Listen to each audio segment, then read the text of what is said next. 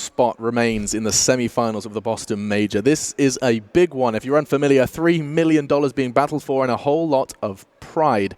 And talking of pride, the Lions of FINEM have already impressed. We're going to be seeing what the Greeks can do. It's been always a case of always the bridesmaid, never the bride, and however, now they find themselves perhaps leading the pride. They are going to be going ahead to try and get that semi-final spot, but standing in their way, it's the director and his ragtag group of Chinese players, the only team representing China currently here at the Boston Major in the quarterfinals. Let's get them up on the stage, though, so we can start talking about the nitty-gritty of this final quarterfinal of the day. It's LGD.FY Young coming in first, followed by the Greeks. It is no secret that strategist Xiao 8 is one of the best leaders in the world, and the TI4 winning captain has ventured once more onto the breach with blood brother Yao. Joined by mid-veteran Super and two hungry stars of tomorrow, they conquered the Chinese regionals. Now, with DDC and END coming to their aid for the final showdown, they have added two deadly new weapons to their arsenal.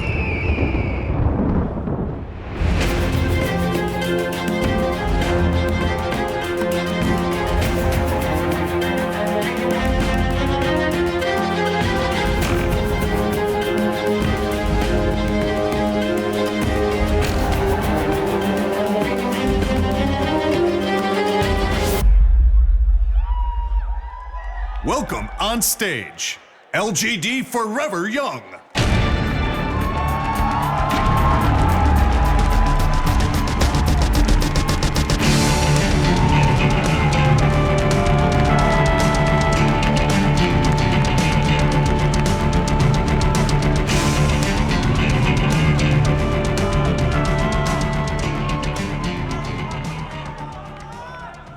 This band of Greek gladiators stuck together through thick and thin. And now, their major breakthrough has finally arrived. Benefiting from the vast improvements of mid-laner Thug, they dominated the European regional qualifiers in style. This is the biggest tournament of their careers so far, and after the trials and tribulations to get this point, they will relish every second of it.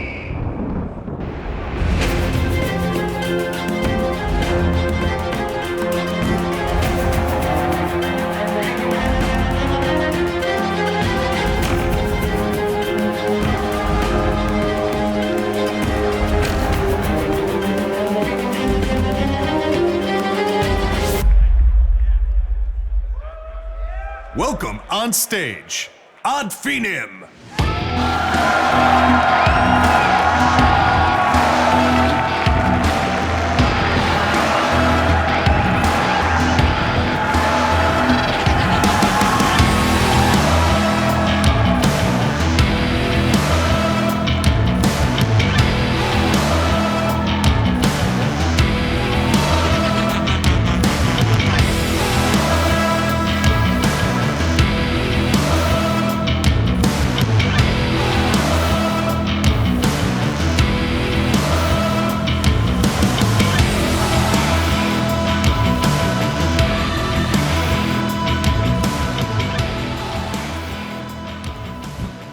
What a sparkly shirt. That is LFY, and we have, of course, got them going up against FINEM. Our first discussion has to be, well, first of all, the fact that it is just this for China. I mean, 28 players from China, and it comes down to LFY. Does this seem like a bit of a surprise to you guys? Are you expecting much more in the quarters to semis? I think most people expected Newbie to do quite well. Wings, maybe? Well, Wings, of course.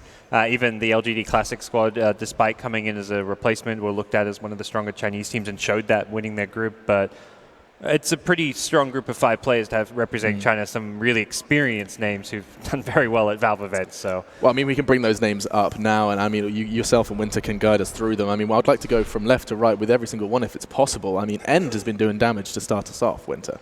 Yep. He used to be called ZYF, and I think he's like considered one of the best carries in China since last year. After his showing in a couple of tier 2 teams, a lot of players regard him as a rising carry. You know. Okay, eyes on him.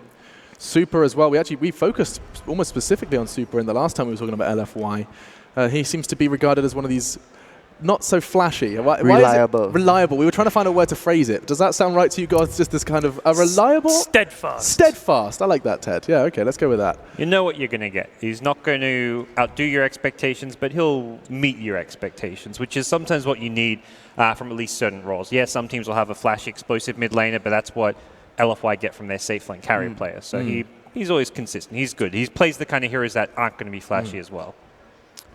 And, I mean, Mr. Consistent on the desk can perhaps walk us through the Greeks, because I know... Hey, where's your card gone, Ted? You had a... It's in my other soup pod. You fool. I know. It's in my other soup pod. You did have an ad... Do you have a pen? I could just go for no memes today. I don't have a pen on me. I know. I do. Here we go. It's all right. There we go. Oh, Jesus Christ. All right, well, I'll cover this in a second. But anyway, who hasn't fallen in love with FINEM? These guys are exciting to watch. You can tell that they are having the time of their lives, and that is very endearing. I did hear it's Madara, not Madara, because apparently Madara means something nasty, less pleasant in Greek. So Madara is what I'd heard. But honestly, I mean, maybe next time with his plays, very exciting hat trick of courier kills in one game. It's just stuff like that I love watching. Is people maybe doing something that not everybody else is. They're fantastic to watch, and they absolutely keep you on the edge of your seat. They're fun in-game, fun out-of-game. Yeah. After they won yesterday, they were over in the talent room hanging out. They were watching their player reactions, just laughing at themselves as they won. So they went through each of the player reactions one by one. And Spartan ends up on the ground rolling around laughing, laughing at himself and his I did see that video, yeah. I think Malastrix uploaded the video. And the whole team was just having hilarious. Yeah. I mean, being friends is very important, among a team. I know certain teams that are just there as teammates. They are not actual friends. They don't hang out. The team feels different, You know, this team, when we always talk about this FINEM team, they look like a unit. They look a lot stronger with each other. They don't have one shining star. They always work very well as a team. And surely they're making quite a strong case as well for, oh God, I'm not going to say this, not the power of friendship. Let me think of it. Oh my goodness. No, wait, stop. Not the power of friendship, just the power of staying together and developing as a team, right? Because they've been together over a year. They haven't necessarily just clicked their fingers, built a roster and appeared here, which some teams here at the Boston Major have done. It's been a long, persistent process. And they managed to get themselves to the Boston Major and to a quarterfinals. Already doing better than some of the big names here, better than the TI winners, the defending TI winners. And outside of Wings, every team has changed their roster, I believe. Yeah. Outside of Wings, it was literally, just add FINEM, stuck together. So it definitely makes a case that playing together, sticking together, knowing each other well, of course, for them, it helps that they're all on the same page as far as they can communicate in Greek much better than they can in English. But the team is showing a great. I mean, when you look at them talk about their strength, it really is their team play and their coordination in a lot of those fights. Representing their nation and also doing a fantastic job of playing some, perhaps a little shift away from the meta dojo. I'll be talking to them in just a moment about what that was. In fact, why don't we bring up that head-to-head, because I'm pretty sure Mr. MNT does feature upon it. It is maybe next time and Zhao 8. What a head-to-head this is as we venture to the support role. Career sniper against jungling specialist. Yeah. It's like greed versus Genku almost, I'd say. Zhao 8 gets a lot more farm from what we were seeing, has been playing. He's super greedy right now as a support player. He totally changed his play style. The GPM there, says when he gets all. his stacks off. We saw the Purge video yesterday. I'm actually going to be really excited to see if at FINEM are going to just let them do exactly that, and they were going to go with some bounty hunter, someone to go and harass him, steal XP. Yeah, you've got to assume LFY have seen the FINEM game, and bounty must be. It's almost like banning. Maybe it's not quite as big, but banning Naga Siren when you're playing against AUI is maybe you ban bounty, because it's obviously a big part of their game plan to disrupt you early and to make things harder for you so that it's easier for them in lane. And we know how we talked about persistence, Ted. One of the things we also kind of want to remind the viewers of was the persistence in their draft, because it didn't necessarily work out the first time, did it? No, but I think if you can go a game down, we haven't seen that many teams go a game down and come back. It's been a lot of 2-0s, remember? That's been the story of the tournament, a lot of 2-0s. So the fact that one of the least experienced teams at a big event have come in and just gone a game down and just gone, you know what, guys, we're not going to change the way we play. We're going to stick with it and we're going to win the game. It was a huge credit to them. In fact, I'm just quickly adding up. Out of 12 games we've seen today, or over the course of the playoffs, we've seen 3-game series. And FINEM went 1-0 down and managed to overcome that. Huge from them, and I wonder if you guys are going to be swayed by the romantic Greek story. I'm even seeing flags in the crowd. It seems like you guys have been equally as besotted by their gameplay and just their general aura on the stage. Harvard Suns. That seems to be a popular opinion. I want to know your opinions, though. It is Mr. Lilac on the end, though, first of all. The British bookend. What's your... The British bookend. I don't know if that's a positive thing. Yeah, one over here, one over there. With a nice... I've tried to remain as neutral as I can, and people...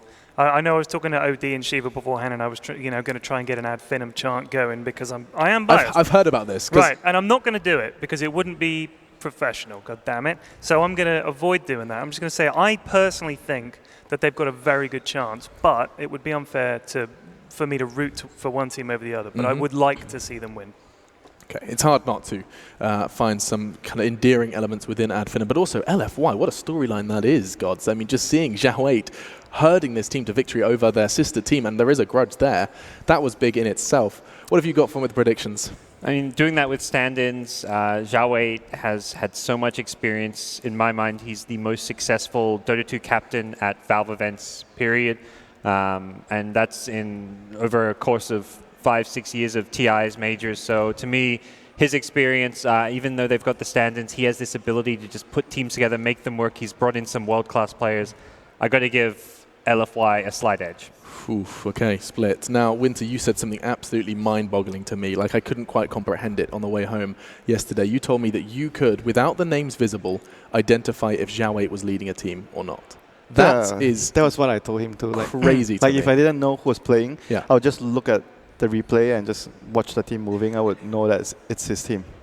And I'm assuming, with that much respect, with that much of a read on him, you're going to be giving LFY the edge? I mean, just like at FINEM yesterday, they believe in their bounty hunter. I'm going to believe in the director. Okay. Persistent. 2 for LFY. Yeah.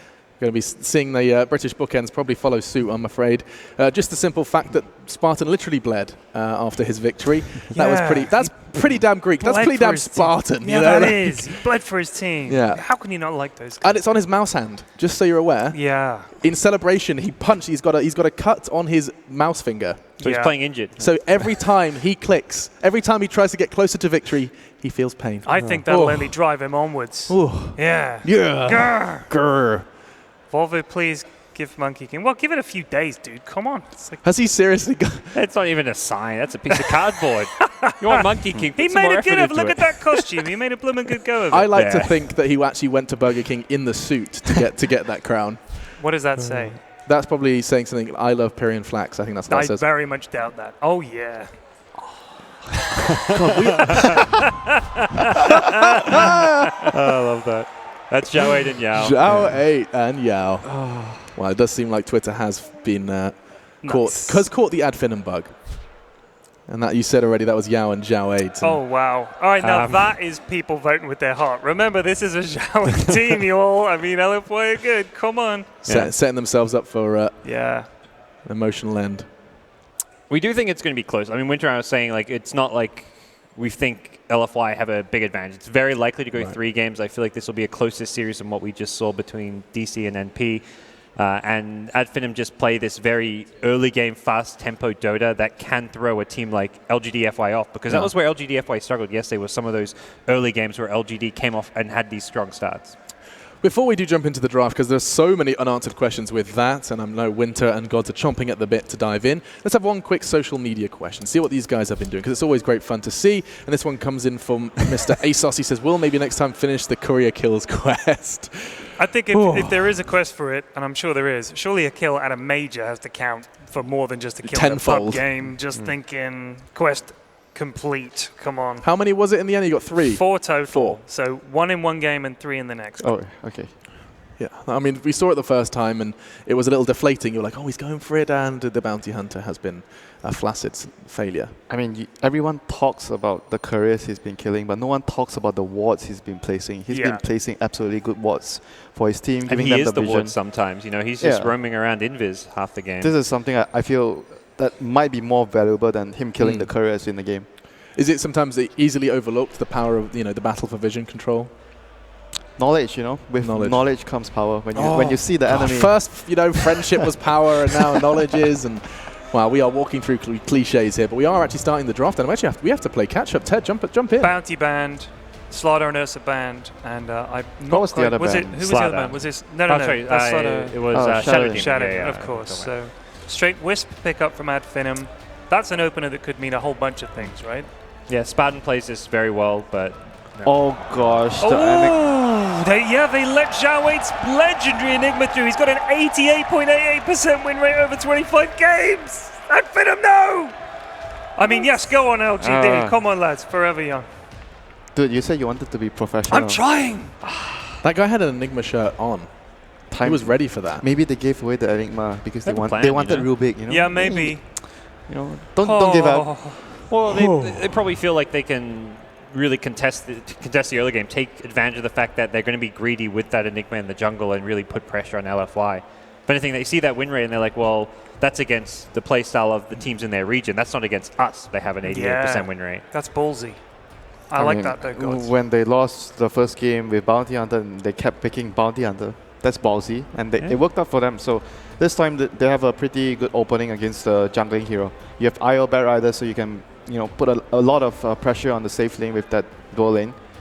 Maybe they were like, oh, you can jungle. We're going to be taking your safe lane. We're going to pressure him. But one of the things you were talking about yesterday about how Zhao 8 ran the support Bat Rider was that Enigma can do the same thing. So do you not think he'll come mid and just harass the mid with Enigma and then push like that? He doesn't harass as much. You can't really do it like the Bat Rider. Not the same way. Yeah. You kind of want to wait for level 6 when you get your black hole, and then you make a rotation, maybe smoke. He's like something like a Beastmaster jungle. You jungle really fast, you get level 6, you smoke, you get a kill. Yeah. It's very different from Bat Rider jungle. And they remove the Alchemist. Okay. Hey, you'll be happy. Yeah. Yeah, no Alch. No, I'm literally, at this point in time, I'm numb. You don't have to walk away from your job, you know? Yeah, I did walk away from the desk at one point. Yes, Alk is not going to be present. But, we did say the poor man's Alk does still exist. But their bans, though, Adfinance bans, they are very targeted at Z.Y.F. The player that we kind of talk a little bit, where he's really good in the carry role, very active in helping his team. And being on the dire side as well, they ban out the Ursa, so they don't have the access to that early Roshan. Like LGD as a team are really good at exploiting Roshan, take objectives, because it's a Director 8 team. He's very disciplined. They rarely make bad mistakes. They rarely overextend. Those are the kind of heroes that you don't want to put on LGD.FY. Do you think it's a good idea to ban your opponent's sort of favored carries rather than their favored supports? Like, which would you rather do? Face a team without their favored carry, but maybe their favored supports, or vice versa? That could be targeted at the player. For example, if I'm a good example would be someone that has only a few heroes. So you want to ban out that few key heroes, and you force him onto a hero that he's not comfortable with. Like Tibizel. To reference the last game. Yes, we did witness that. Of course, the winner of this does meet DC. I mean, they do one of each. They ban out the lifesteal disrupted. To me, these are more kind of draft. As much as he plays a great lifesteal, they're draft-oriented bans because the lifesteal is a good matchup against the Bat Rider, and Disruptor, good matchup against the IO with the being able to glimpse back the relocate. But basically, like, Weaver is a good replacement to the Ursa and the lifesteal. He's very similar in those carries. He's not as explosive, but he does fit in the criteria where you want to carry that doesn't need too much babysitting because you're running a jungling Enigma. You don't want to carry that, oh, guys, I can't farm, I need help. Weaver is not that kind of carry. He's self-sustainable. So that is what works for LGD's system right now. We have seen some very hit and some very miss Weavers, haven't we? Yeah, some teams really value the Weaver a lot, some don't. Some on the support position, some on the offlane position. True. We saw the hero everywhere. Like even on mid, there was a game. But right now, FINEM, with the Clockwork pickup, one of those is a 4, like the clock or the might be a support Clockwork just for Black Hole Cancel. Yeah, Black Hole Cancel, and it might also suggest that they might be doing like some Shadow Fiend, because if you do support Clockwork, you want to abuse the cogs to give the Shadow Fiend damage. That might be a good reason for picking that. And they go for the bench, the Bat Rider counter. You want to remove the lasso, save the carry. Good synergy with the Weaver with the minus armor. So you could see that LGD just building a dire lineup, a lineup that allows the team to repeatedly abuse the Roshan. They have very good Roshan potential. I haven't seen really any of their signature picks apart from the Bat Rider. At FINEM, it is their second most picked or banned against them. Well, they definitely have a plan here. Well, they're going back for the puck. That's a signature pick as far as Thug's concerned. We saw the Dagon puck yesterday. He plays his hero ridiculously big hero incoming, Alex. This is like the similar setup in the game where they went for the Morphling. They're gearing up for a very heavy carry here, with the first 4 picks designed basically to make space for that hero. A lot of good options though here. We've seen how effective that can be. Yeah. So signature pick's going to be coming in. Well, they're basically setting up their teammate to succeed. Is that what you're telling me? Yeah, 4 heroes to make space so that Madara has all the space in the world, you know. A lot of options open, and you know the enemy is running a carry Weaver, so you're more or less going to have the advantage when it comes to late game. Because Weaver wants to play an up-tempo game. You don't want a game to drag out. Oh, it's there. It's back again. You said this is the last time. You know, he's built up for 4, and then the Morphling comes in. He had a great game on the Morph as well. Absolutely destroyed them. Is this a similar kind of ad FINEM draft that we've seen in the past with that building to the Morphling? I mean, there's some changes, some alterations, but it was a winning formula before. Very similar. Last pick, Jug, is going to be the mid laner. So they want to have something that can really 5-man and push. I mean, it's LFY way. Have the 5-man, the healing ward really amplifies that. It's a very stable mid laner for Super to be playing. Oh man, this is happening. I mean, this is if ever you wanted a challenge, you just sit there and realize that Spartan is sitting there leading against one of the most highly regarded captains in the Dota scene. If you want to, if you want the glory, you have to go seriously hard into this game. What a series this is going to be. You boys feeling confident about your predictions? You like LFY's draft gods? I'm just excited for the game, you know. Yeah. At this point, I forgot my prediction. I just want to watch this game, you know. It's going to be fun. It does seem to be the general consensus. Yeah, the same thing. The Winter keeps saying, "I just want the good Dota." Isn't that's what you keep telling me? Yeah, of course. Good Dota. Like everyone wants to watch good Dota. And this could very well be very, very good Dota. Sexy Dota, some might stretch, and I get to introduce a sexy duo now. For this cast, it is none other than Malini and Capitalist. Will the Greeks seriously continue this story, or will it be LFY to crush those dreams? We'll find out. Thank you, Alex, for a wonderful handoff. That's right, ad FINEM versus LFY. Some would think that ad FINEM, they faced against a really tough opponent in the first round. And Newbie, you would expect that they would be feeling good going into this second round. But really, that's got to be testament to Zhao Wei that people would still perhaps be fearing LFY with 2 stand-ins more than Newbie. You can't ever underestimate Zhao Wei.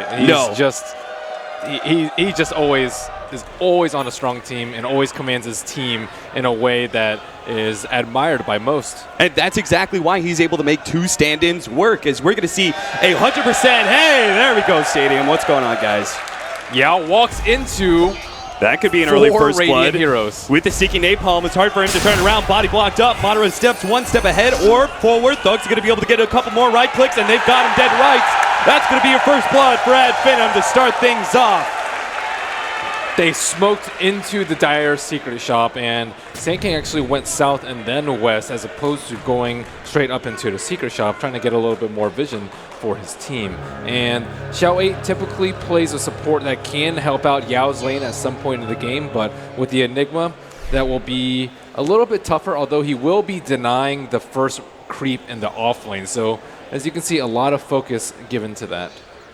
Yeah, we've seen Zhao Wei, the last time he played Enigma, I believe he was versus the Vici Gaming J team, and they had a very similar lineup in that you replaced, they wanted to be able to have early, like mid-game fighters, and they wanted to be able to have some pushing power behind it. So substitute Juggernaut for Razor and a Weaver for a Luna, and you have some very similar strategy that LFY is going to be running with this Enigma that is usually so highly contested in the banning phase against LFY, against Zhao Wei in particular. ad FINEM, though, already off to a good start, and they did get the Bat Rider in exchange for that Enigma. And it's the second pick. We'll see how successful Skylark is, as maybe next time trying to contest Zhao Wei inside the jungle. They've already blocked off his offlane camp, and now it seems maybe next time we'll deny him the rest of the jungle as well. It is a support clockwork, something that we don't see too often, but he is going to be playing that bounty hunter-like position 4 and just constantly harassing out the Enigma. And if you thought that Madara's Morphling was scary the other time that we saw it, this time he has a Wisp to pair with him. And that just brings the Morphling online that much sooner. So now Xiao 8 is in the Radiant jungle, and he was scouted out by the Observer Ward, perhaps going deep into this side, and maybe next time it's hot on his trail. Yeah, he certainly is. I think he knows exactly what Zhao 8 is up to. Zhao 8's going to have very little time to work around in this jungle before being contested by the Clockwork. At least he'll get his level 2. So he'll have that to be able to work around with. This is kind of similar to the way we saw the battle over the Satyr Mind Stealer. Who's going to be able to get that last hit? Well, maybe next time he'll just take Eidolons instead, bouncing back the Mind Stealer, and will manage to take that last hit for himself. High action stuff here in the first 2 minutes. And back on the trail to hunt Xiao 8. Xiao 8 right under the Radiant Observer Ward, and maybe next time knows exactly where he is. They are ready for this Enigma. A lot of teams first ban it. And he got a haster just to be able to catch up. Super's in a lot of trouble. Yeah, Super is very low. They may actually be able to do a wrap here. Maybe next time's going to go for it, but he only has Cox to work with. He pushes back Super. Is just going to go for the right clicks here. Thug starts setting up, but he's not feeling that orb, so they just take the pressure given and are just going to allow Thug to be able to win his lane. Maybe next time's maybe a bit too low now to be able to harass Zhao 8 away from these neutrals. He at least can sap half the experience. Enigma has not picked up a skill yet at level 2. If maybe next time ventures too closely, he can skill up Malefist and get a kill. If he's uncontested, Midnight Pulse to break down those trees and take out that hard camp is a much preferable option. Now we have the level 2 on Clockwork, which gives him a lot more kill power. He's going to pop his head out here. Starts going for Zhao 8, pushing him back, and seeing if he take the last hit, which he, of course, does. To focus a little bit on our other lanes, though, Super is already falling behind as the Juggernaut. Thug is 18-3, thanks to the early bit of pressure, both from the Clockwork and Puck's natural ability to be able to win lanes. Top lane, Skylark's starting to go on to TDC. He's getting a lot of damage done by End, and will easily be able to clean him up. Skylark overstepping himself. Yeah, there is no armor on that Batrider. Usually you see maybe an early ring of Prot versus this double minus armor lane, but he just got owned by the Swarm. An early Rocket Flare instead for maybe next time, but he misses out on some easy CS against those Eidolons. Bottom lane, Yao does seem to be doing pretty well for himself as the Sand King. Much better than Skylark's Batrider, that is. He's matched up against a Morphling, right, which is a pretty good lane for Sand King. He can use that Caustic Finale to really be able to harass Madara back, and due to his low range on the Morphling. Zhao 8 following his trail, pinged out immediately. Maybe next time.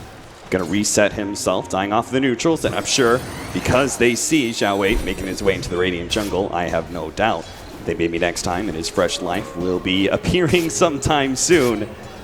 He's gonna TP up to that mid-tier 1. They only have one way to stop Xiao 8's TP, and that is the Cog. No battery assault skilled up yet on the Clockwork, so this is going to be a very difficult kill. Xiao 8's kind of already prepared for this invasion by maybe next time. If he traps himself in there, it could be a little bit of trouble. There it is! He managed to get it without battery assault. Meanwhile, the Batrider dies again at the top lane. Maybe next time he's going to try and chase down this Enigma, but Thug is actually going to come over, and maybe they can actually nuke him down. The orb should easily be able to land. He's not going to be able to get in front, but the Wiz helps him out with the tether, slowing him down.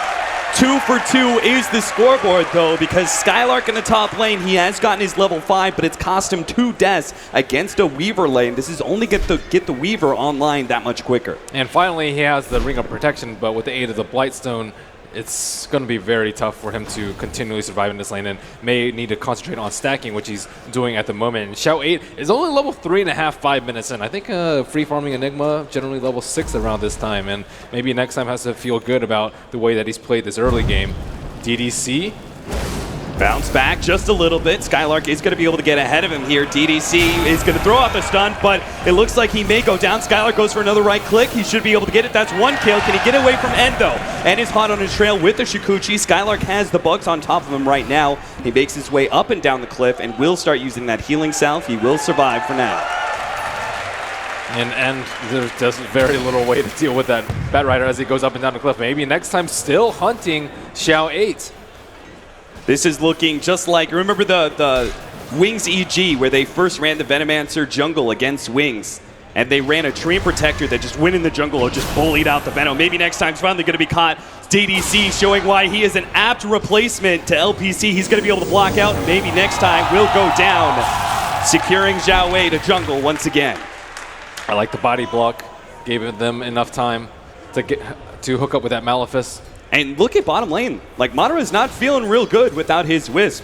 Sand King was able to push a little bit farther forward when the Wisp was showing himself. Every single time he's been off map, Yao was able to play a lot more aggressive in lane. And, I mean, Ben, you pointed out in the group stage. Is he coming across? Oh, he's going to wrap around. Spartan is so low, too. This could be just a 1-2 punch. A nuke and a right click could finish him off, but it's not going to happen. Spartan starts healing himself up. Now they're actually going to try and man mode against DDC. DDC is going to be able to get the stun off first. He's now the target of Mater's aggression, but a flare brings him a little bit lower. He has 5 seconds till the waveform's up. Yao has to go for the body block here, and it looks like they're going to give up on that kill ultimately. A nice rotation by DDC. Maybe they thought that the Wisp position was a little bit more veiled, but double stun on top of him. Also, Wisp, a no armor hero in this situation, easily gets right click down. And they didn't actually bring counter wards, so I'm not actually sure if either team saw the wards being placed as they happen around the same time. Dream Coil, Super should be fine with his healing ward. One step ahead of the puck. And if maybe next time is not actually going on the Enigma, as he's been punished once now by DDC, he can't actually help out against this Sand King. The Sand King should be able to just burrow strike out of any Cogs attempt of maybe next time. So what does he do from here, Marlene? I think probably try and get level 6. He needs to be able to hookshot in and stop a black hole, stop an epicenter, maybe stop a TPing juggernaut that's spinning. I think, and more importantly, try and control the Weaver at some point in the game. Weaver is going to be the most farmed hero on the side of LFY for a bit to come, especially with Enigma hindered so much. So they need to be able to keep him in check somehow. The puck also with a Blink Dagger, perhaps. I don't even know if he's going Blink Dagger first. Oh, Super got him. He managed to get onto Skylark. Skylark hitting for the clip, but he's just not going to make it in time unless the Fire Mirror. Oh, there it is. And Fairy Fire makes the difference. Skylark does manage to stay ahead of that. That's an Omni Slash down. Super is going to use his position to try and pressure this Tier 1 tower, but it's just not the bounty he was really hoping for. And that stack has been scouted out by the Dire side, and that is going to be something that they may be looking to do right after this, and can also just Shikuchi into there with a level 1 Swarm and maybe take out a fair amount of those creeps. And this is exactly why Thug is trying to rotate across with his Invis Rune. He knows how important that tower is, but he's going to be spotted out here. Can they set up a trap for him? It's still going to be pretty tough. They only have one disable out. That does not look like a situation that is possible to be able to get kills, so they're just going to play passive for now and let Super get free farm in mid. And let's see if Skylark is able to take out the second. Yeah, Enigma is 6 at the moment. He does have a smoke. Also going for more of a team fight build with the Arcane Boots and the Buckler. The Arcane Boots you don't see too often, but if you're grouping up a lot and no one else is really building Arcane Boots, I think it's definitely a good choice for them. Greaves. Yeah, he also likes to be able to build Greaves, right? Yeah, so Greaves versus the Silence on the puck. It's pretty good. They're going to try and go for this smoke. They have the Black Hole as well as the Malefice. Available. Malefice goes down. Madara's going to try and make his jump away. He's going to be stunned up a little bit more. Spartan's ready to go with his level 6 as well. In fact, they can actually turn this one around. He starts getting some damage onto Zhao 8. They're going to be able to bump him back here, looking for the waveform to finish him off. He's got it up now, but he's just a bit too far away. No, he actually does clip him. Skylark goes in deep, but they manage to set up a huge Dream Coil. Skylark may go down, but the rest of LFY have dropped so damn low. Madara's going to be able to clean so much of this up. He's got him third. He's going for a fourth. Super trying to get him towards the back line behind the Tier 1 tower. Just one more auto attack is all they need, and Thug's going to be able to get it. Killing spree for Thug at FINEM. Reading LFY's rotations real quickly. That was a dangerous proposition even to begin with. I think Io was just sitting behind him ready to heal him up, and Morphling, I think, can easily just strength morph out of a potential black hole. And Puck coming into, look at this beautiful Dream Coil coming out from him. That was such a well-placed flame break too. But I mean, Skylark, like they all turn on Skylark, but it sets up this beautiful Dream Coil that it doesn't even matter if Skylark dies there, because you know your carry Morphling is going to be able to clean up so much.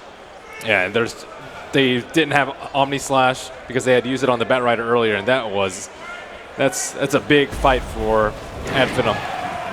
And look at this. Maybe next time. He wasn't actually a part of that. He was up at the top lane, so he got a bunch of solo experience. He's going to pick up his level 6 right now off of sharing some of the experience from that off-lane stack. And now, at 11 minutes in for a 4-position clockwork, that was, what, level 2 maybe? 5 minutes into the game, just kind of wandering around following the Enigma. He is now level 6. He can try and be active on the map. Sand King, also very far away from his Blink Dagger, gets harassed a little bit by the Morphling on the bottom lane, but yeah, Clockwork is no laughing matter now. They have to have a way to stop the Enigma from the black hole and through the BKB. Lasso is just not really that reliable. A lot of teams like Ventral Spirit and I would say Global Silence. They're the two most common ones, but the Clockwork is an entertaining idea when it comes to dealing with the Enigma, and he was very fruitful in his pursuits in the early game. I wonder if he can pursue it in the late game too. It's just hard to hook just because there's so many units. You often don't have a clear line. Enigma himself can block it with the Eidolons. A little bit concerning for Skylark. That was a great fight at bottom lane, but Skylark still needs to be able to pick up his farm for his early Blink Dagger so he can start being a threat on the Weaver before that Linken's is complete, as that's kind of the game you play. When you're playing the Batrider against the Weaver, you kind of try and stay one step ahead of him. These Linken's, he picks up the Linken's, you're looking towards Force Staff, but... The thing that's great about the Batrider in this game is he doesn't actually have to be the one that jumps in on the Weaver. Like, shotgun later. Ooh. True. Especially with Thug being here. Nice swap back out. And he's still going to pop that one. He's underneath the fire, but he will manage to get himself away with the time lapse. Now Skylark is stuck inside the trees. They've already taken out the Wisp, and now Skylark's going to be up next too. LFY, they're the ones to group up in a defensive posture. Thug comes in and does manage to execute DDC, but the rest of them are going to heal up off the healing ward.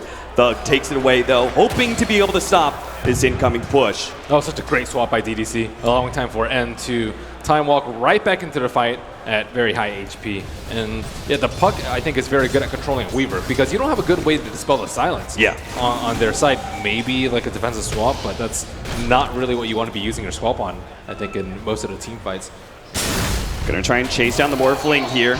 Weaver's gonna get some good damage on him. Spartan comes forward though, and they're actually gonna turn on Ed. Empty, it's taken out. He did not expect the swift turnaround of FINEM. This Morphling is fat. Yes. Again, 7,000 net worth already. And he's over-leveled, which makes a big difference because of the one level of Adaptive Strike, which completely caught End off guard. He's like, oh my god, this guy has a ton of agility, and he already has that 1 point, and of course max waveform and agility gain. All these stats add up when you're trying to kill a pesky hero like the Weaver. Yeah, he's been chipping away at this tier 1 tower for quite some time too. It looks like he's going to try and force it now. Yao goes for the stun, but can't really stick around. Tries to go for the deny. Going to be faked out between the two of them, but Madara will lay claim to the bounty. Now he jumps forward the waveform, brings Yao a bit low, trying to send him back to base. Meanwhile, top lane aggression. Thug is deep behind this tower, and Skylark is going to start and bring the creeps out. They're going to go for this tier 1. It looks like a little bit of a pushing action. And there, he was scouted out by the Eidolon, so no chance of him catching them by surprise. Xiao had already TP'd out. He has his Beck now. They need to get some team fights going. A lot of it is going to rest on Yao getting his Blink Dagger, but he's still 700, 800 gold away on that. And once the relocate coming in, they got the Dream Coil set up with the Silent Super. He goes for the spin, but it's a bit too late. DDC's actually coming in, but at FINEM, they're actually happy with this fight. They will gladly take an extra kill, even as the relocate is coming back. They get a second kill and maybe a courier. Not maybe next time, but maybe Thug can get him almost. It heads into the trees. Thug won't be able to get it. He TPs back to base, fearing the worst in LFY's rotations. And LFY, they need to make use of their big team fight ultimates. Enimigo was slowed down, but he's been level 6 for 5, 6, 7 minutes now. Yao also hasn't been able to use his Epicenter. FINEM are always able to get the jump on, and look at these observer wards set up by them. LFY, they can't even venture towards the opposite side of the map, even past the river, to get their wards down. Normally it's Xiao 8, the one that's supposed to have this great of an impact, and in a little bit of trouble. No Linken Sphere up. And they're going to be able to grab him, pull him back straight into Thug, who managed to couple with the silence, but they just can't quite finish him off. He is a bit too tanky with those strength treads. And Xiao 8 looking for a target and probably looks with a little bit of chagrin as he sees Morphling's items with a Linken Sphere. That's good. There goes their best initiation. The Sand King Sun onto the Morphling to lead things off. Yep. Swap, not going to be effective. Malefice even, not effective. Weaver has no way to pop the Linken. So this Linken Sphere is going to be a big issue for them. And combine that with the Wisp sitting behind them. Madara could just have a free game once again, supercharged by Spartan's Wisp. They have both their Blink Daggers. There's no doubt what FINEM's playing here. They play fast against LFY, fast with both a early puck pickup as well as a Batrider. They're looking to try and take over the game around this 15-minute marker. LFY, they need a little bit more time before their mid-game begins to strike. They have the Blink Dagger on Sand King. This is the time. They have a smoke ready. Yeah. They need to be able to use an ultimate, hopefully bait out a relocate, and black hole those 2 heroes and then set it up for a big combo. There is level 2 Omni Slash on the Juggernaut. He just hit level 11. Yeah, that makes a big difference, right? That ultimate can actually finish someone off, whereas the level 1 form, even if it's on a solo hero, just won't be able to finish them. Yeah, so where is Xiao 8 going to make the call to go? Looks like they are going to be headed down bottom, sweep through the Dire secret shop, and Puck's ready. Look at his position. He has an illusion route. He might try and pop the smoke. Managed to get a scan onto the Wisp. They know where Spartan's going to be coming in with that relocate, but can they actually stop it? The relocate starts going down. They're going to go for the pullback. The black hole is there, but no, he managed to pull. No, he doesn't get him. They get a pull. Double kill picked up for Super. What a black hole from Xiao 8. That scan coming out. Yeah, that was big time. Spartan had to time it just perfect where you relocate, and at the last quarter second, you go for that tether, but he couldn't quite get it. Runs into the black hole while he tethers, and unfortunately that means we're going to be losing 2 members at FINEM. LFY very happy with the push that's going to be coming out now. You look at it, Spartan, he starts setting up that relocate, but he just comes in a little bit too early with that tether and the swap. Yeah, very well done. They were so ready for that Wisp because they knew that he was approaching from the south side, not from the east side with the trees, and he's probably pretty disappointed that LFY just read him like a book. And now, as a result, LFY are going to be able to push out that bottom lane, get some good control of the Radiant jungle. And do they have? Yeah, they've got actually some aggressive wards that they can lay down as well.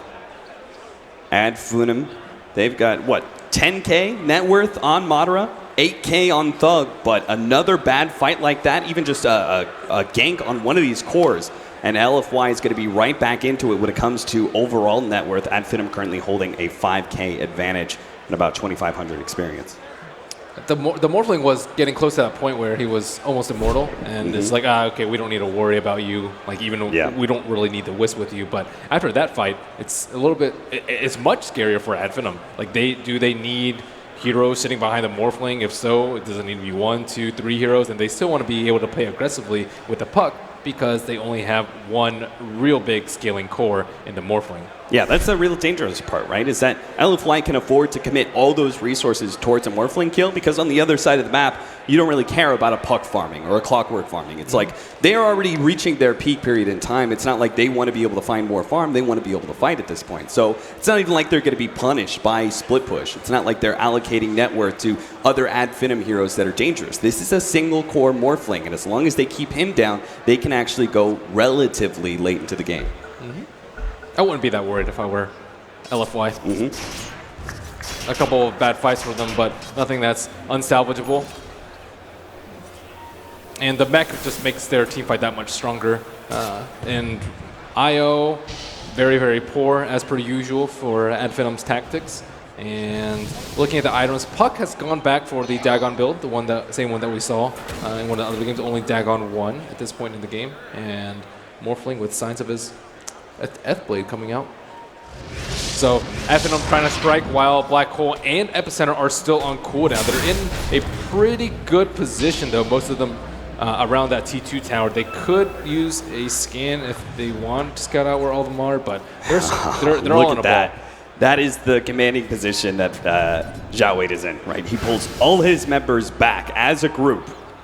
He keeps them away from this smoke because they know the mobility of ad FINEM, right? You've got a Morphling just because he's showing on the other side of the map does not mean he can't be right on top of you in a moment's notice. They've got Bat Rider and Puck both who long-range initiation is. We're going to be able to see here the initiation on a super. Yeah, waits, but there's not much he can do without an epicenter.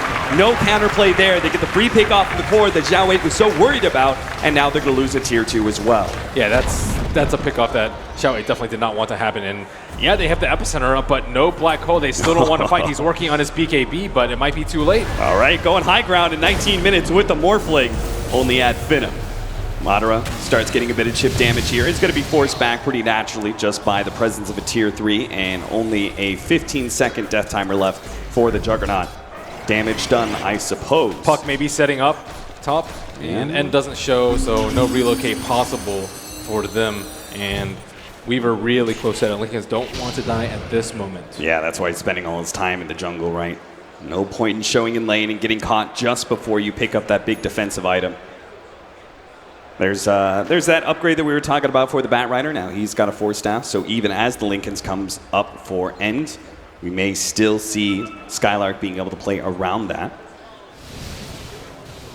DDC doing a little bit of de-warding as they probably prep up for a smoke very, very soon. Black Hole coming off cooldown in 18 seconds. Can they make a big play with this?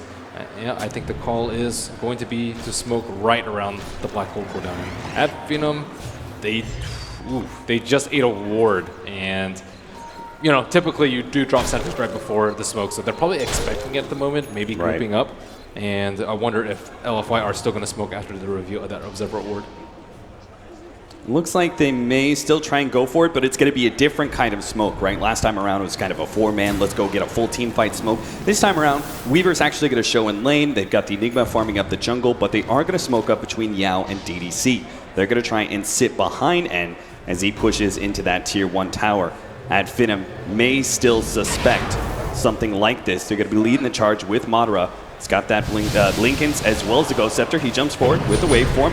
Still might be able to get out here. Might need Spartan to relocate. They're going to be able to throw that one down. The swap goes down. Oh! This time around, Spartan does manage to get him out in time, and it is full retreat now for LFY. They did drop an Observer Ward, so that's something small, and they didn't actually have to use Black Hole. Xiao 8 was lagging a little bit behind, and no Blink Dagger means he can't catch up to Yao jumping in. And I like how Spartan didn't wait for the last moment. He knew what happened last time, and if he waited a little bit longer, Enigma would have been able to nail him with a Black Hole as he was tethering in. So this time he's like, okay, any sign of... They popped his Linken's, they stunned him, and he's like, okay, I'm just going to do it. I know he can probably survive for 3 or 4 more seconds with more strength, but he just does it early just to ensure that the Morphling stays alive. And looks like a tower trade is happening mid, taken down by LFY as top T2, scored by FINEM. At FINEM, we're going to try and force them back, though. They've already taken that tier 2 and are reaching towards the tier 3. Skylar's going to be leading the charge here, deep inside the enemy base, seeing if he can get the quick pick off, and he may just find it. Yao is sitting there, so super. He's going to blink forward, goes for Yao, managed to pull him back. The big nukes come in with the Ethereal Blade, complete on Madara. They're going to have to complete more TPs for LFY, and they may not be able to save too much of this tier 3's HP. There is a buyback on Yao if they want to expend it. May just need some kind of initiation to come out from LFY before they go for that buyback. We want to be able to ensure they actually catch these heroes. Nuke comes out, and that's going to be super forced back to the fountain. This gives Madara more time to click down this tier 3 tower. It's already gone at 22 minutes in. At FINEM are this time successfully sieging the base. And LFY left with little response here. They don't want to buy back on Yao with just 10 seconds left, but they're going to give up on melee racks this early. It seems like that's the commitment they're making. And they'll back off, happy with their spoils, as LFI look on with hope as they try and wait for more teamfight items to come out, probably waiting for the BKB up on Xiao 8, but you've already lost the melee racks and more objectives soon to come. And it was super easy for them to pick up the Sand King, and they were just not ready for that wraparound by Skylark on the top side. It was nighttime. They didn't have an Observer Ward behind. It was not an easy gank to pick. This rotation could be big for LFY, could be real bad. They're trying to go for Rosharm right now. They're going to be spotted out as Clockwork comes in with the flare, but it doesn't look like Ad Finem actually have the numbers. Or the positioning. Yeah. Some of them are missing mana, some are missing HP, so they give it up. Aegis will go to the Weaver now. There is a Wisp replicate on the south side. He may try and push out the lane, and maybe it might bait a Sand King stun into a shotgun. Let's see what happens here. You see the little ball. They're going to swarm onto it, but the way they're treating it, they realize it's a replicate. And Madara's already at the mid T3. Yeah. TP's coming out of plenty for LFY. Now he does jump down to that bottom lane, but it's already after he's forced LFY to head back to the base. So he's got plenty more space to be able to work around. It's not like they're in any real dangerous timing when it comes out of Aegis. If Ad Finem want to, they can slow down this game and wait for the Aegis to expire naturally. And also, the Weaver isn't that big of a threat right now. He just has Linken's. There's no Deso. He can't actually burst people down. You can't just Rambo in as the Weaver, sacrifice your first life for the Wisp or the Puck or whomever it may be, just because it's going to take him a good 5 seconds to kill someone. And Radiant has used Scan. It just pings out on N, but because there's one hero, they're more than likely to suspect that the rest of LFY are hanging about. Now, I was going to say they really just do not have enough disables for this this Morphling because Black Hole, there's so many counters to it in this game. But now we have an early BKB for Zhao 8. So now he just has to worry about the hook shot from maybe next time. Everything else can be disposed. His only job. Yes. is to stop the Black Hole.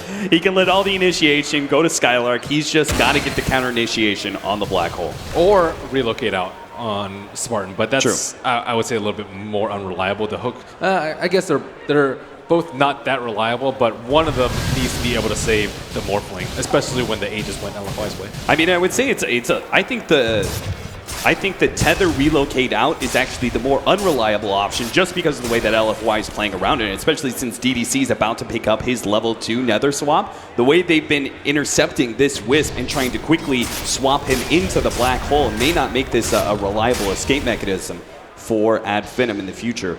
Yeah, DDC can also look to break the tether with a swap. Like, not even just swapping the Wisp, he can swap the Morphling into a very compromising position. So there's many ways for them to approach the tether relocate, as you mentioned.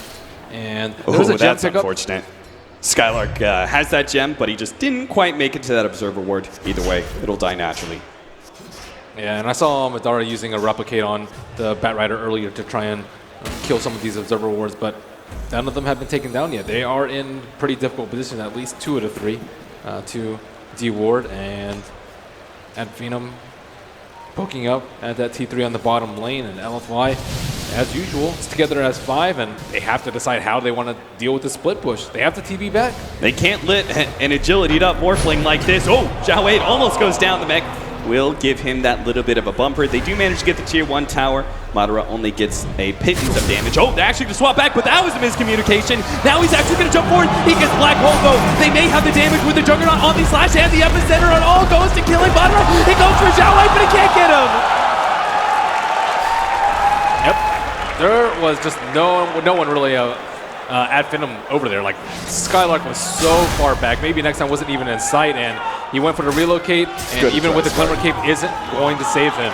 And that's the thing with another swap. Like, it just ruins your positioning. Morphling was just way too deep in there because of the swap.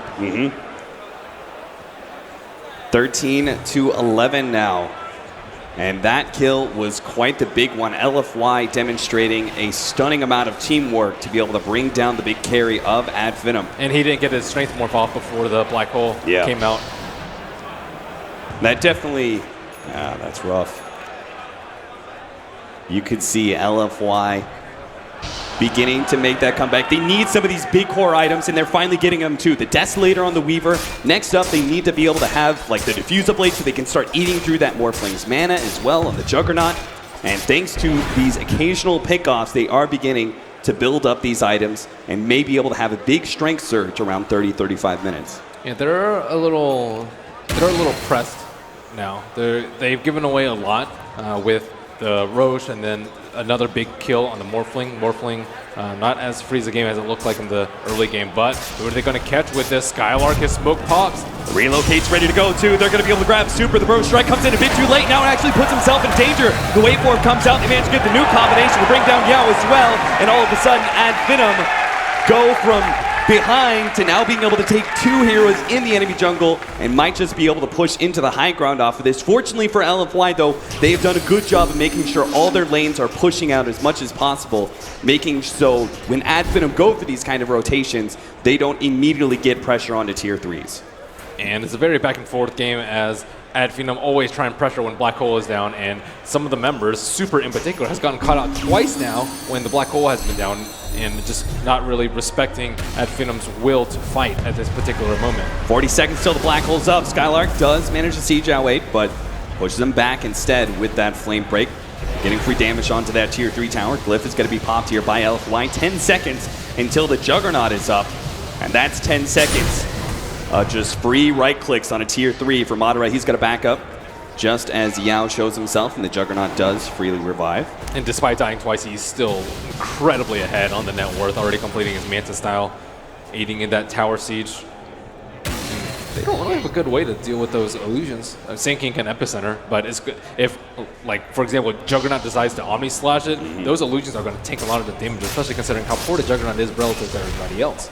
Look at this. En's actually going for BKB with this Mithril Hammer, but check out what Thug's got himself. He's building into an Aghanim Scepter. This is going to be so good versus both the Juggernaut as well as the Weaver, as with their magic immunity, they think they're going to be able to get out of that coil, but with an Axe upgrade. Enigma, too. Yeah, true. Although Enigma unlikely to actually move out of it. He's a little bit more stationary, right? But those other two cores, they like their mobility. They don't want to be locked into one spot. And Morphling needs to be able to man up if they're locked into the coil. I'm not sure if he's going to go BKB next. A Butterfly, I guess, is also a pretty good item for him. It just depends on how well he thinks he's going to be able to be supported by the Wisp. If Wisp can do all the defensive abilities, then he can just go full-on offense and just destroy people inside that Dream Coil. We've hyped up this TI winning captain a number of times during this game one. And we're going to continue to do so because so much of this game now rests on his shoulders with the BKB and a fresh Blink Dagger pickup. These black holes could change so much. That smoke, they were right next to the neutrals, but it was nighttime. Maybe they're lucky enough that FINEM didn't quite notice it, but they're playing super defensive. No one's pushing out the top lane, and for example, like a Morphling could just like right-click that range barracks, and LFY have to kind of respect that, and no one's really pushing out that lane. They'll definitely make things look a little bit fishy for FINEM, and now it's just been way too long. They're pretty aware of what's going on. Thug's the only one that's out. He could get caught out if there's a quick Blink Burrow strike onto him. There is an Observer Ward placed down. He's in a tiny bit of danger, but not if he's all the way back behind the T2. Yeah, he sits far enough back. That Observer Ward is not going to be able to find him. And now, and Xiaowei will reveal themselves on the bottom lane, and the Flare will confirm what AAF suspect. A quick push onto the tier 2, but it may come at a serious cost here. Already, Skylark is pushing those creeps into the range racks at the top lane. They relocate into the mid lane as they take down the racks. Yeah, they're just going straight for the full mid lane. They're going to be able to take down that tier 3. They're going to focus on the range racks, realizing that the rotations of LFY are coming in too quick. They have to back themselves away. That's what you get for leaving your base. Yep. So that's FINEM. The Bat Rider, this Firefly, push up the top lane, and then boom, instant relocate to the mid lane. They can't defend both lanes at once. They can hardly defend one. And look at that. The Aghanims is now up for Thug, and is still trying to finish up his BKB. And now LFY in a really sticky situation. If they leave their base, they will get the racks taken down by the never-ending siege from the Morphling, and their lanes will be pushed out. However, if they want to go contest, or like if they don't, then Roche is going to be up. Roche is up in 30 seconds. And how are LFY actually going to do this? They have no BOTs. They're struggling to even get their second damage item on a lot of their heroes, and if they lose one team fight, they could potentially just lose the game at this moment. So they have to be spot on with this black hole. This black hole is going to mean everything for LFY. Yeah, at the same time, right, they can't actually give up this Roshan because an Aegis would allow FINEM to freely take a lane. So they are going to have to go outside of the base for this contest. And FINEM can go ahead and they can play it slow if they want to. Skylark does spot out the fact that Roshan's up, gets bashed a couple times for his trouble. Yeah, they can just keep scouting out with Rocket. There is Max Rocket on the Clockwork 414 build from him. He doesn't have that many skill points to work with, so this is a very important tool that they have just to make sure that LFY doesn't sneak it. Yeah, again, the push is coming in the top lane. They have to relocate, ready to go. LFY have to respect this. But Enigma could blink Black Hole. He's in position where if they relocate top, he can blink Black Hole. He was waiting for it. He was just sitting there for a few seconds. But they don't want any free damage on the range racks, and Xiaowei will reveal his positioning, and FINEM will move into the Roshan pit while split pushing at the same time. How are LFY going to break this conundrum? They are going to see some of the FINEM heroes running towards Roche. They have that replicate ready to go at the top lane at any moment. So which one does Xiaowei choose? Does he choose to try and catch the Morphling when he goes for the split push, or does he all-in commit for finding the Morphling inside the Roshan pit? I think they need to stay in a movement. They need to have like one hero pushing out the lane. Well, it's going to be FINEM making the first maneuver. They're going to be able to grab CDC. No swap to be able to break this lasso. Yao comes in trying to intercept, but once again, it just turns into an extra death given to FINEM. Forget about Roshan games. FINEM will take the first step. They'll take the first move. They'll really take Roshan because of that. They know exactly where Xiaowei was because he casted his Eidolons on the top lane. So because of that, they know they cannot win a team fight if there is no black hole, or LFY cannot win a team fight. So this will lead to an easy Roshan and pretty clear path to victory for FINEM. This is the most comfortable position that they've been in all game, as the Aegis of the Immortal will look to go Madara's way. Now he has a Butterfly on top of that, so good thing he didn't go for BKB, because now he has Aegis and a Wisp. It seems like an impossible scenario. LFY stuck in some sort of horrible defensive game against a monster Madara Morphling, who's got an Aegis, an Ethereal Blade, Mantis Style, Butterfly, and he's got his trusty buddy Spartan sitting behind him on the Wisp, ready to go at a moment's notice. I don't know what combination of spells that LFY are going to be able to cast to make this defense hold, but already they may just lose one of their heroes. Zhao Wei almost gets popped by a small poke from Madara. That's the thing. He's not even meaning real serious business. He's just kind of poking at you, seeing what he can get, and he quickly slides away to his replicate to push out the top lane. Man, Zhao Wei doesn't even panic BKB there. That's something like, okay, he doesn't have buyback, right? And he's just getting shotgunned down by the Morphling, but he does have that trusty cloak of spell resistance, so he didn't get bursted down. But you know, most players would panic right there and be like, oh my god, I'm right about to die. I'm at like 300 HP. You see them BKB, and then that's just super easy for FINEM. Then they have the Puck, as well as I guess other heroes too that can stop the black hole aside from the Clockwork. Another hard part is LFY have no vision to work around with. They've been holding on to this gem of Skylarks for so long. LFY, they really have very little ideas about FINEM's movements. Here they go with the smoke maneuver. They have no observer wards inside the base. Can Skylark get the jump? Madara's going to be leading the push here. He's like he's going to head over to the bottom lane. He's going to chip away at that tier 3 tower. Immediately try and flank the Rickets. He already managed to take out Yao, but they do manage to get the stun. Hold on him, trying to finish him off, but they managed to relocate him out. Now a 4-man Dream Coil, but they're lacking the Morphling. DDC is going to be the shot here. Skylark pulling him back, but Madara's actually ignoring DDC. He's going straight for the melee racks. Objective-based gaming is all about FINEM right now. He jumps forward with a waveform. Does put himself in a bit of danger here. We're still waiting on that black hole. Zhao Wei patiently holding on to it, but he is losing objectives slowly but surely. It's going to be the melee racks that falls now. Another nuke comes out. Juggernaut brought low. They are trying to finish off Madara with that Aegis, but they just can't quite get him. He's going to waveform over to the right-hand side and runs himself away. LFY, they know their win condition has to be breaking that Aegis without using the black hole, but they just cannot seem to do enough damage to bring him down. It's just the Morphling show. He's all up in their base. He's the only one there. Wisp, everyone's like sitting behind waiting for LFY to make a move, but they don't want to commit because they're only going to catch one hero in their ultimates. That would be a one-person black hole, and that's just not what they're looking for. They need a lot more, and that was with the Sand King down too.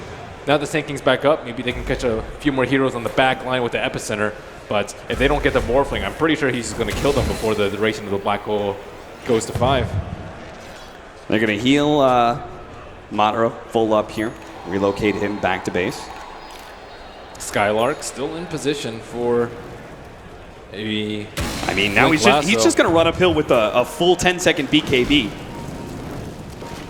I don't know how they're going to be able to stop him here, but they have to actually come outside and get the jump before FINEM actually set up, and that's why Super jumps forward. He's going straight for Skylark. The Ghost Scepter's there. He needs to be able to defuse the blade that one up, but he can't quite get it in time. Skylark is going to be able to survive through most of it. He finally goes down. The cogs come out for maybe next time, but it is LFY just cleaning up. They manage to find Thug on the left-hand side, but they're losing their base at the same time. Madara, he's just focused on one other melee Rex. They manage to catch him with the black hole, but Madara, he's still staying strong through all of this. He still has the BKB as well as the Aegis. He pops the BKB, turns against DDC, hoping to be able to man through all of this damage that's coming out. 3 more seconds until waveform is up. Spartan does not have a relocate, but he does have a tether ready to go. He's going to bump into DDC, taking out that support in the back lines. LFY, they just don't have the damage. They managed to take out another, but it's still Madara at half HP, manning up against the 4-man. Here comes an Epicenter Yao. They managed to finish up the Wisp. They're slowing down a little bit, push forward. Madara actually stays ahead of that Burrow Strike, and he's trying to man up against this guy, but he just seems to have too much HP. Madara the monster! My God!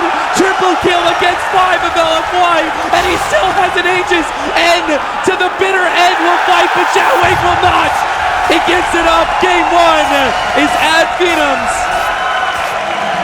All they had to do was sit back behind the Morphling and let him do his thing. The threat of the counterplay was just too much for LFY to deal with, and eventually they just saw their base crumble without casting any spells. What a crushing defeat. Absolutely, you gave Zhao Wei his Enigma. You tempted them with that pickup, and you said, go ahead, have your black hole.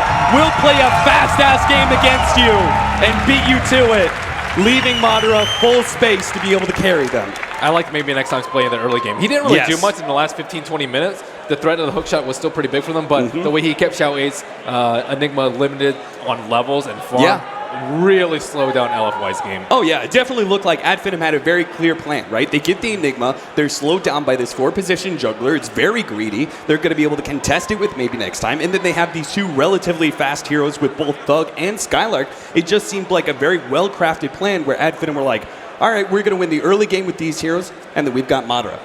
Why not? What does Zhao Wei do next time? Panel? Panel? Panel? Hey. What does Zhao Wei do? Desk. Hi, Malini, capitalist. Hello. Oh, yeah, I mean, what do they do? I don't necessarily have the answers. I hope these guys do. Malini, have you been brainstorming anything? It just felt very well-rounded and comfortable for FINEM from the start. We talked about how well Zhao Wei would be able to prepare versus FINEM, and I think having a wide variety of strategies is the most important thing. Like, they countered their play perfectly because they knew exactly what was coming. Greedy, Jungle Enigma, and then just 5-man play the entire time. So I think they need to... I think actually Super needs more improvement on his hero pool. He played DK twice yesterday. It was a victory. This game got a different hero. Didn't have the best impact. All right, I'll extend that to the panel. Thank you very much, you two. It's already starting to look great for FINEM. First one done for them, and it was the story of Protect the Morphling. It's worked. It was a formula that we've seen them find success on in the quarters. In the round of 16. And you look kind of practically buzzing. You're vibrating. Come on, Ted. that was great. I mean, it's just... What a way to end it, right? What a crescendo. Well, we're not there yet. That's game one. I mean the end of that game. Yeah, I mean... Just like Morphling versus the world. Yeah, he got to that point. Was that big. Everybody's been in a game like that. We were up against a Morph and you think, we can't kill him. And it's just, he can just toy with you. And there were a couple of times he sort of went in and just looked like he was messing with them. And baited 4 around, killed 3 of them. Fantastic stuff. But that's his hero. He loves this hero. We already saw him dominate with it, so it should be expected. Well, I mean, it's not, is it? That was what was so funny in the interview with Spartan. When they sat him down, they were like, hey, so let's talk about this Morphling. He was like, well, yeah, he's played it once. And he looked cool in it. Come on, no way. Yeah, no way. He's too good. Too good. Does that sound about right to you, Winter? Is he just playing too damn good for it to be a random pick he found in a pub? He played it well, but I think at the same time, Morphling is a very greedy carry. Like he's very weak in the laning space, and he did not get pressured at all because LGD would really focus on their own greedy Enigma. So I think that's one of the biggest reasons why the Morphling had total free farm in the early stage. He got so huge that it was like they need 3 to 4 heroes every single time to kill him. It wasn't even possible every time because of the relocate. They were going greedy themselves and try to fight the greed of the Morphling with a Weaver as a carry was the I actually weird thing. don't like the whole idea of fighting Morphling with their own greed. They fight fire with fire. Yeah, they probably have to adjust and put more pressure in the lane if FINEM goes back for the same kind of opening and preparing for a big carry like Morphling. They need to put more pressure. It can work if they have a carry like Anti-Mage there. Like if they have an Anti-Mage, it's like, well, it can match up okay versus Morph, it's okay versus the pop. But then Anti-Mage will struggle because they are having a jungle Enigma, so there'll be only one support. You can't do AM with the Enigma, but I'm saying that's like the... If you're going to fight the greed with greed, do it on your carry, not on Zhao Wei to support Enigma when you're not going to go well late game.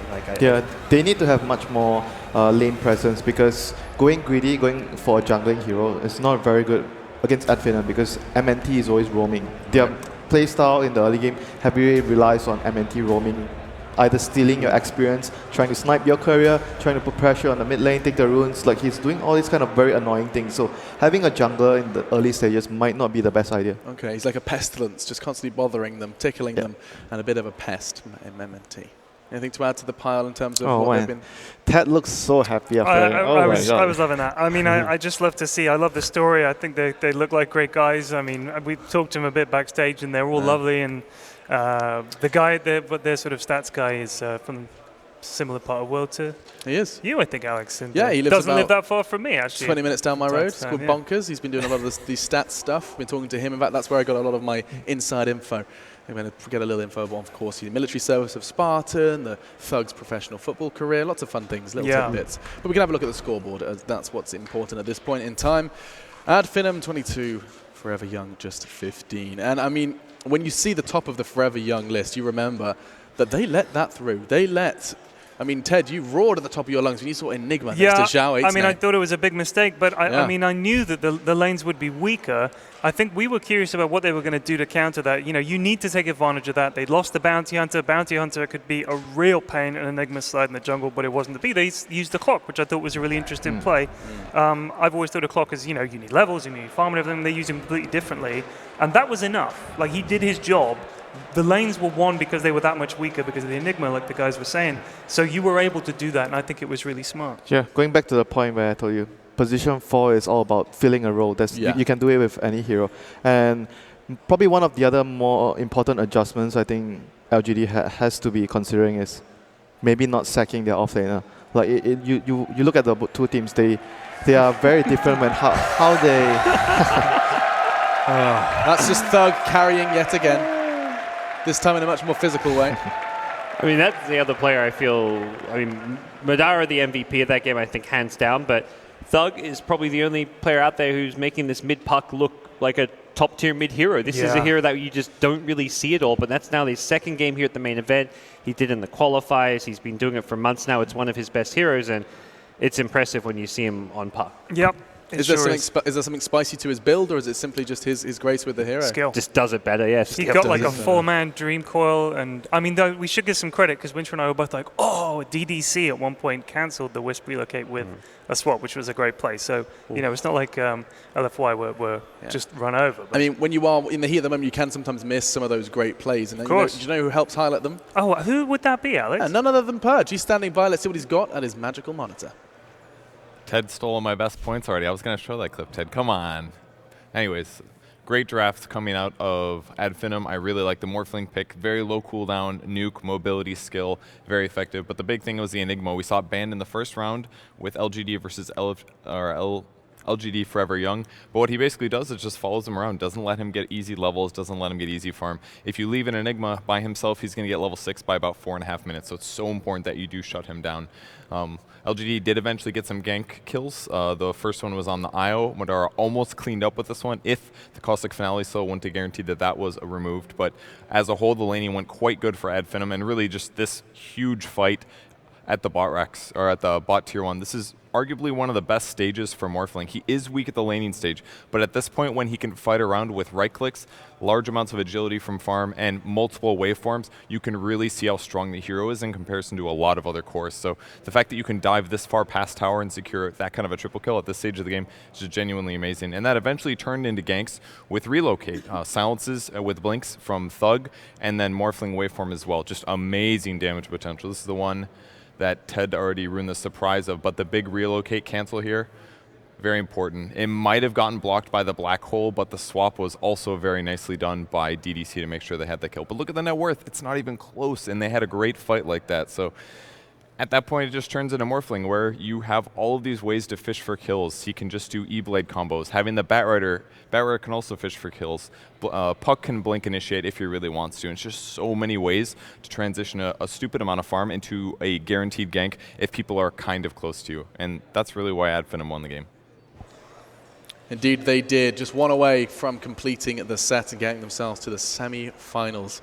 They were managing to get through the EU regional qualifiers, in fact, top of the qualifiers, but now they have got bigger fish to fry. It seems like they could throw the knockout blow here to such a titan force here in the Boston Major. But we have to kind of reflect upon exactly what, like, this isn't the first time we've seen Morphling. They did it versus Newbie. This was a successful formula versus a Chinese team we were expecting big things from. And now, on stage, they've done it again versus another Chinese force, LGD.FY. You guys have been asking so many questions, and we feel like it's only fair to go ahead and bring another up while the Chinese do find their seats. These, of course, for our entire panel. Have a quick look what social media has been saying as we do still see them returning. It looks like it's going to be a very sullen team talk, just saying, right, probably don't want to see Morphling again. Has the importance of early game support play ever been higher? No. No. This patch has been very, very important. I always highlight how much the position 4 can do in the early game. And it's very important that you get a good grasp on what your team needs, especially helping the offlane. The last game was a good example. They had a support, Io, which is always behind the Bat Rider, helping him in the lane, putting pressure where LGD Forever Young, the 4 role was really focused on getting his own fun. And you could see the big difference in what Yao did in the game and the Bat Rider played by Skylark. And it doesn't end there. Something you mentioned as an offlane player is these 5-position supports, their ability to zone offlane it seems they're better than ever at it. It's getting harder and harder to play that offlane role. It's why we've seen teams just ditch their offlane. 5-position supports, their contributions to the early game has also never really been more important. Sacking Ogre. offlaners, I'm not a fan of that now. Yeah.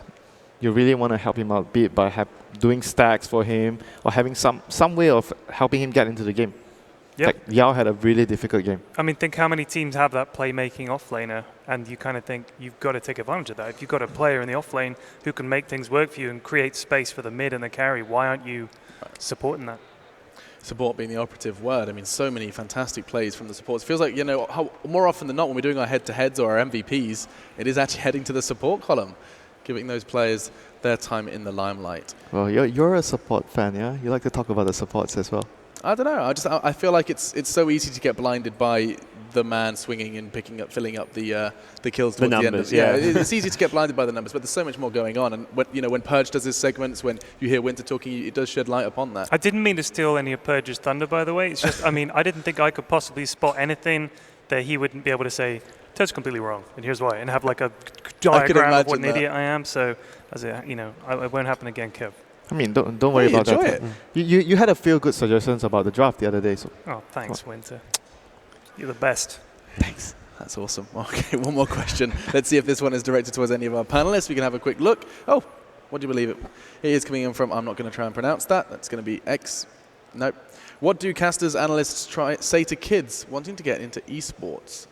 Wanting to get into esports, I mean, I guess in terms of broadcasting it, playing it. That is the vaguest question. I guess let's take it from a playing perspective. From playing? Yeah, because that's quite an interesting one. Having seen the Misery film earlier today, I was talking to Parker actually, and if you look at Misery, look at all those pictures of him going back years. He's been a kid. I know this isn't a DC game, by the way, but it was topical anyway. He's been playing games forever. Sure. Like, it's not something he picked up when he was 20 and he thought, I'm going to make a go of this. He's been doing this forever.